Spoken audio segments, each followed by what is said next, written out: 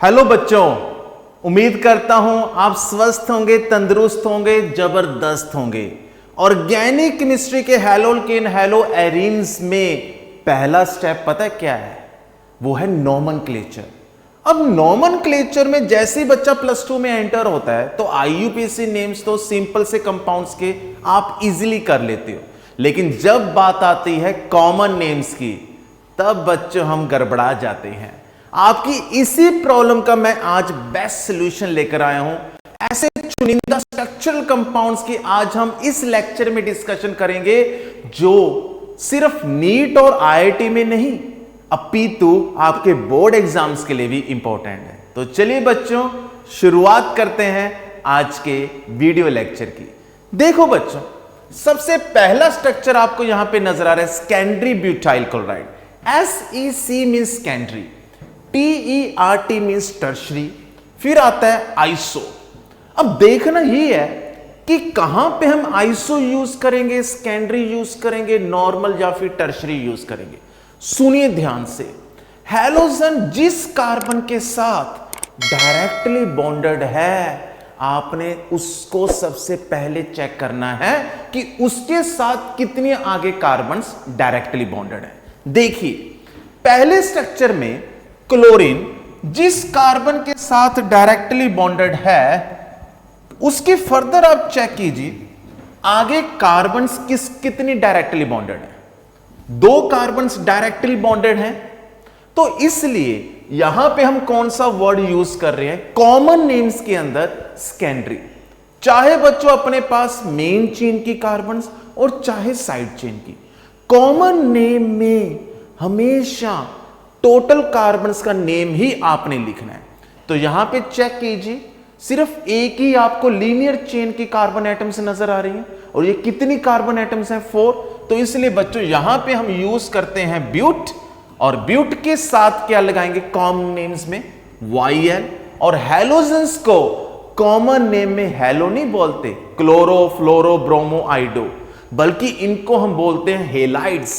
Chlorine को chloride, bromine को bromide, iodine को आयोडाइड एंड फ्लोरीन को फ्लोराइड। एंड मोर ओवर जब भी हम कॉमन नेम लिखते हैं तो हैलोजेंस को नेम्स में चेन के नेम के बाद लिखा जाता है। मींस यहां पे क्लोराइड ब्यूटाइल नहीं आएगा बल्कि ब्यूटाइल क्लोराइड आएगा। इस बात का भी आपने ध्यान रखना है। तो ये ब्यूटाइल क्लोराइड तो हुआ नहीं, क्योंकि क्लोरीन किस कार्बन के साथ लगा हुआ है बच्चों? 2 डिग्री। तो इसलिए इसका कंप्लीट नेम क्या बन जाएगा? Secondary butyl chloride. अगर आप सोचें कि सर इसका नॉर्मल ब्यूटाइल क्लोराइड का स्ट्रक्चर फिर कैसे होगा, तो कुछ भी नहीं करना है। पहले तो आप देखिए 4 कार्बन्स होंगी मेन चेन लीनियर चेन में, फिर आपने क्लोरीन उस कार्बन के साथ लगाना है जिस कार्बन के साथ डायरेक्टली एक कार्बन लगी हो। तो इसलिए बच्चों अपने पास नॉर्मल ब्यूटाइल क्लोराइड का ये जो स्ट्रक्चर होगा इसका बेसिक डिफरेंस सेकेंडरी ब्यूटाइल से सिर्फ एक है। सेकेंडरी ब्यूटाइल में क्लोरीन 2 डिग्री कार्बन के साथ लगी हुई है, लेकिन बच्चों नॉर्मल ब्यूटाइल में क्लोरीन 1 डिग्री कार्बन के साथ लगी है। और वैसा ही कंसेप्ट आपने किस में अप्लाई करना है? टर्शरी ब्यूटाइल क्लोराइड में। अब देखिए इस टर्शरी ब्यूटाइल क्लोराइड में क्लोरीन जिस कार्बन के साथ डायरेक्टली बॉन्डेड है उसके साथ डायरेक्टली कितनी कार्बन लगी हुई है? 3। So that's why this carbon is 3 degree. तो पहले आप टोटल कार्बन्स को काउंट कीजिए। Total carbons 4। Here we have but. बच्चों साथ में आएगा YL, that is butyl. Chlorine को यहां पे बेटा हम क्या लिखेंगे? क्लोराइड। और ये 3 डिग्री कार्बन है तो इसका कंप्लीट नेम क्या होगा? Tertiary butyl chloride. Is that clear? तो सोचिए अगर यहां पे क्लोरीन की जगह फ्लोरीन होता तो tertiary butyl fluoride, secondary butyl fluoride, ऐसे ही नॉर्मल ब्यूटाइल फ्लोराइड। अब आते हैं आइसो के कंसेप्ट पे। आइसो के लिए आपने क्या देखना है? ध्यान से सुनना। सबसे पहले तो आपने देखना है कि कोई फंक्शनल ग्रुप लगा हुआ है। अगर फंक्शनल ग्रुप कोई लगा हुआ है तो उस कार्बन से सेकंड लास्ट कार्बन को देखना है। 1 2 3 4 5। अगर उस सेकंड लास्ट कार्बन के साथ साइड चेन में एक कार्बन है तो वहां पे बच्चों हम कॉमन नेम में क्या यूज कर सकते हैं? आइसो। देखिए, अगर मैं यहां पे इस फर्स्ट कार्बन के साथ क्लोरीन लगा दूं और यहां पे CH3 है, तो पहले तो आप चेक कीजिए टोटल कार्बन्स कितने हुए। 1 2 3 4 5 एंड 6। तो 6 के लिए टोटल के लिए हम यूज करेंगे हेक्स। फिर उसके बाद कॉमन नेम में मैंने अभी बोला है वाइल साथ में होगा तो हेक्साइल। क्लोरीन को हम क्या लिखेंगे बेटा? क्लोराइड। लेकिन अब ये नॉर्मल हेक्साइल क्लोराइड नहीं है, इसको बोलेंगे बच्चों हम आइसो हेक्साइल क्लोराइड। बस कुछ भी नहीं करना है। अगर मैं इसमें से एक CH2 बाहर निकाल दूं बच्चों, फिर उसका नेम क्या होगा? एक कार्बन को बाहर निकाल कर देखिए। अब देखिए, पहले मेन चेन में कितने कार्बन थे? 5। अब मेन चेन में कितने कार्बन हैं? 4। लेकिन अगेन यहां से नंबरिंग स्टार्ट होगी 1 2 3 4। तो अगेन सेकेंड लास्ट कार्बन पे एक साइड चेन जिसमें मिथाइल ग्रुप प्रेजेंट है, तो इसका नेम क्या होगा? Iso pentyl chloride. इसका एक नेम और होता है iso amyl chloride. Amyl means total 5 carbons, iso amyl chloride. बस ऐसे ही इस फैमिली में से एक CH2 बाहर निकालते जाइए और लेकिन वहां पे नेम क्या रहेगा? आइसो। अब चलते हैं वापिस अपने पुराने स्ट्रक्चर्स में। देखिए, अब इसमें आप देखिए अगेन यहां से नंबरिंग स्टार्ट होगी 1 2 3। तो सेकंड लास्ट कार्बन पे CH3, तो टोटल कार्बन 4 और उसमें यहां पे क्या यूज होगा? आइसो। तो क्या नेम बन गया बच्चों? Iso butyl chloride. अगर इसमें से और एक CH2 बाहर निकाल दूं तो क्या नेम बन जाएगा? आइसो, यहां पे प्रोपाइल आएगा बेटा, आइसो प्रोपाइल क्लोराइड। क्लियर? तो आइसो का कंसेप्ट भी ऑर्गेनिक में बहुत ज्यादा इंपॉर्टेंट है, जैसे टर्शरी और सेकेंडरी का कंसेप्ट इंपॉर्टेंट है। मैं फिर थोड़ा दोबारा से बताना चाहूंगा। आइसो के लिए आपने चेक करना है कि जिस लिविंग ग्रुप और फंक्शनल ग्रुप की आप बात कर रहे हैं वो जिस कार्बन के साथ कनेक्टेड है उसी चेन में सेकंड लास्ट कार्बन पे एक CH3 ग्रुप होना चाहिए, फिर आप उसको आइसो बोलोगे। एंड मोर ओवर अगर उसी फैमिली में हम 3 कार्बन लें तो वहां पे जो लिविंग ग्रुप और फंक्शनल ग्रुप जिस कार्बन के साथ कनेक्टेड है, चाहे वो 2 डिग्री है, लेकिन फिर भी हम उसको सेकेंडरी नहीं बोलेंगे, वो रहेगा क्या? आइसो। क्योंकि ये बेटा आइसो की फैमिली से आया है। क्योंकि जैसे जैसे आप CH2 को रिड्यूस करते जाओगे उसमें जो फर्स्ट मेंबर बनेगा वो आइसोप्रोपाइल का बनेगा। तो इसलिए एक हॉट लाइन हो गई कि सेकेंडरी में मिनिमम कार्बन्स कितने होते हैं? 4। लेकिन आइसो में मिनिमम कार्बन्स कितने होते हैं? 3। मींस आइसो की शुरुआत 3 कार्बन से होगी लेकिन सेकेंडरी की शुरुआत 4 कार्बन से होगी। तो ये था कंसेप्ट टर्शरी, सेकेंडरी और आइसो।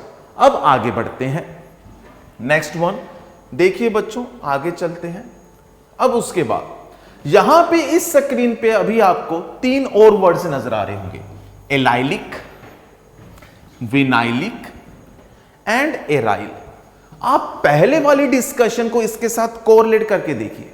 जितनी डिस्कशन अभी तक मैंने की है वो किन कंपाउंड्स की है? Saturated compound. सैचुरेटेड मीन जिसमें कोई मल्टीपल बॉन्ड्स नहीं होते, कार्बन कार्बन के बीच में सिंगल बॉन्ड होता है। लेकिन इन तीनों वर्ड्स के कॉरस्पॉन्डिंग आप स्ट्रक्चर्स को देखिए एक बार, आपको मल्टीपल बॉन्ड्स नजर आएंगे। अब सुनो ध्यान से, अगर कार्बन और कार्बन के बीच में डबल बॉन्ड हो और दोनों में से किसी एक कार्बन के साथ कोई भी किसी भी प्रकार का मैं फंक्शनल ग्रुप अटैच कर दूं तो बच्चों इस वाले पार्ट को कॉमन नेम में हम क्या कहते हैं?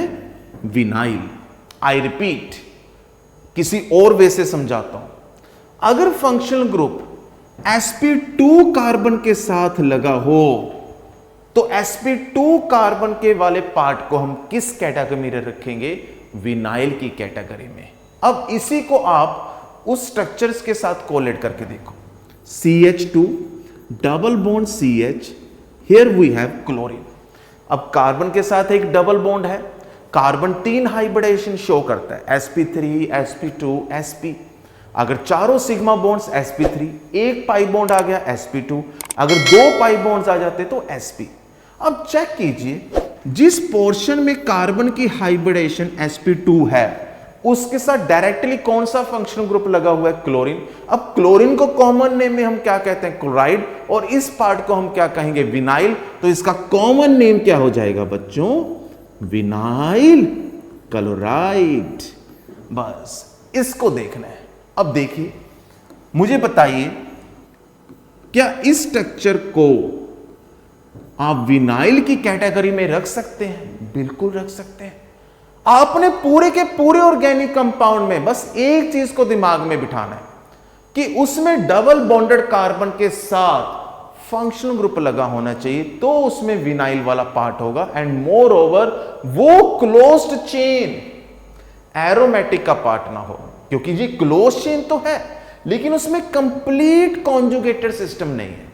अगर कंप्लीट कॉन्जुगेटेड सिस्टम होगा तो वो विनाइल की जगह एराइल में कन्वर्ट हो जाएगा, क्योंकि बेंजीन बच्चों अपने आप में क्या होती है, एरोमेटिक, कंप्लीट डीलोकलाइजेशन। और एरोमेटिक प्लस बेंजीन को हम क्या कहते हैं, एरीन।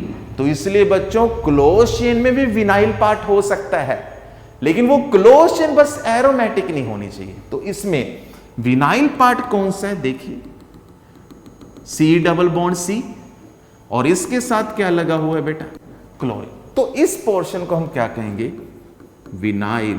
तो इसलिए it is the derivative of vinylic halide. अब और आगे बढ़ते हैं। ये तो कंसेप्ट था विनाइलिक का, लेकिन अगर C डबल बॉन्ड C भी हो और उसके साथ वाली कार्बन क्या हो, sp3 हाइब्रिडाइज्ड, फिर उसके साथ फंक्शनल ग्रुप लगा हो। अब देखो थोड़ी सी चेंजेस हो गई। पहले C डबल बॉन्ड C के साथ फंक्शनल ग्रुप था, अब मल्टीपल बॉन्डेड की कार्बन पे नहीं है, उसकी साथ वाली कार्बन पे है जो sp3 हाइब्रिडाइज्ड है। अब इसमें पहला पॉइंट तो क्या है कि sp3 हाइब्रिडाइज्ड कार्बन हो, लेकिन दूसरा पॉइंट क्या है, वो sp3 hybridised carbon functional group की साथ वाली हो, क्योंकि C डबल बॉन्ड C बच्चों अपने आप में क्या होता है, फंक्शनल ग्रुप, क्योंकि ये कंपाउंड को क्या बना देता है, अनसैचुरेटेड प्रॉपर्टीज को चेंज कर देता है। तो सुनिए दोबारा से, अगर फंक्शनल ग्रुप मल्टीपल बॉन्डेड वाला हो, C डबल बॉन्ड C वाला हो, उसकी साथ वाली कार्बन sp3 हाइब्रिडाइज्ड हो, दैट इज अल्फा कार्बन, फिर उसके साथ क्या लगा हो, क्लोरीन, मींस कोई भी फंक्शनल ग्रुप, यहां पे हम हैलोजेंस की बात कर रहे हैं, तो वो कॉमन नेम में किस कैटेगरी में जाएगा, एलाइल। तो विनाइल में sp2 के साथ हैलोजन और एलाइल में alpha carbon plus sp3 hybridised carbon पे हैलोजन। अब सोचिए, अब इसी पे हम एक एग्जांपल करते हैं। देखिए बच्चों, ये वाले पार्ट पे आइए, C डबल बॉन्ड C, इसके साथ वाली कार्बन अल्फा कार्बन, फिर इस अल्फा कार्बन पे चेक कीजिए हाइब्रिडेशन क्या होगी, इसके कॉरस्पॉन्डिंग कोई भी मल्टीपल बॉन्ड नहीं है, तो इसकी हाइब्रिडेशन ऑटोमेटिकली क्या होगी बेटा, sp3, चौथा बॉन्ड हाइड्रोजन के साथ बना होगा। कंडेंस फॉर्मूलाज में हम दिखा देते हैं, लेकिन स्ट्रक्चरल फॉर्मूला में से हाइड्रोजन हम कम दिखाते हैं। अब इस sp3 कार्बन के साथ क्या लगा हुआ है, functional group, so that's why इसमें कौन सा पार्ट प्रेजेंट है, एलाइलिक। सो स्ट्रक्चर 1 और स्ट्रक्चर 2 दोनों किस कैटेगरी में आएंगे, एलाइलिक हेलाइड्स। विनाइलिक ऑलरेडी हमने डिस्कस कर लिया है। अब बढ़ते हैं एराइल की तरफ। बहुत माइनर सा डिफरेंस है एलाइलिक और एराइलिक में। एलाइलिक के केस में हमने C डबल बॉन्ड C फिर उसके साथ वाली कार्बन को देखा, लेकिन एराइल में हमारे पास कंप्लीट कॉन्जुगेटेड सिस्टम होना चाहिए, दैट इज बेंजीन। अब यहां पे चेक कीजिए, यहां पे भी बेंजीन है, यहां पे भी बेंजीन है, दोनों बेंजीन के डेरिवेटिव्स हैं, क्योंकि दोनों में हमने हाइड्रोजन को किसी और ग्रुप के साथ रिप्लेस किया हुआ है। लेकिन दोनों केसेस में एक समानता है, दोनों में हैलोजन बेंजीन के साथ डायरेक्टली कनेक्टेड है। बस अगर बेंजीन एरोमेटिक जो है अपने आप में, उसके साथ डायरेक्टली कोई भी हैलोजन कनेक्टेड होगा तो वो बच्चों किस कैटेगरी में जाएगा? Aryl halides. अब मैं आपसे पूछूं, आपके सामने एक एग्जांपल लेता हूं, क्या आप इसको एराइल हेलाइड्स की कैटेगरी में रखेंगे? बिल्कुल भी नहीं रखेंगे। ये एराइल हेलाइड्स की वो कैटेगरी नहीं है जिसमें हैलोजन बेंजीन के साथ डायरेक्टली कनेक्टेड है। इसमें चेक कीजिए, बेंजीन के बाद एक अल्फा कार्बन है, फिर उस अल्फा कार्बन के साथ हैलोजन लगा हुआ है, तो इसलिए इसको आप एराइल हेलाइड की कैटेगरी में नहीं रखेंगे। तो आपको मैंने इस बोर्ड पे, इस स्क्रीन पे 3 वर्ड्स फिर दोबारा से डिस्कस किए हैं, allylic, vinylic and third one is arylic. तो ऐसी मैं शॉर्ट वीडियोस और कम टाइम की वीडियोस आपके लिए लेकर आऊंगा, जिससे आपको ऑर्गेनिक इंटरेस्टिंग भी लगे और एक लेक्चर में कम से कम एक कंसेप्ट आपका क्लियर हो।